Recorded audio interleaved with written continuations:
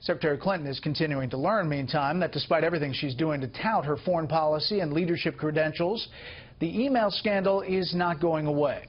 She found that out last night during a commander-in-chief forum with Donald Trump.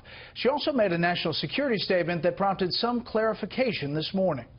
Fox News correspondent Jennifer Griffin is with the Clinton campaign tonight in Kansas City, where the candidate is about to speak. I've been very clear. Hillary Clinton held an impromptu news conference in part to clarify what she meant last night when she declared, "They are not going to get ground troops. We are not putting ground troops into Iraq ever again, and we're not putting ground troops into Syria."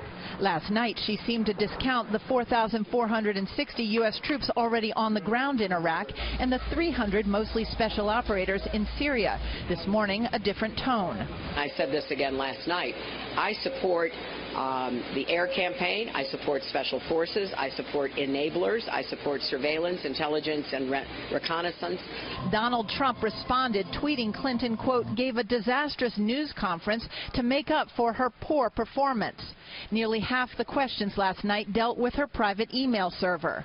Secretary Clinton, how can you expect those such as myself who were and are entrusted with America's most sensitive information to have any confidence in your leadership as president when you clearly corrupted our national security? Clinton defended her handling of classified information, arguing it lacked clear markings. An email exchange between her and former Secretary of State Colin Powell, released by Democrats last night, confirmed Powell advised Clinton how to use a private email account. Quote, be very careful. I got around it all by not saying much and not using systems that captured the data. You will find DS driving you crazy if you let them.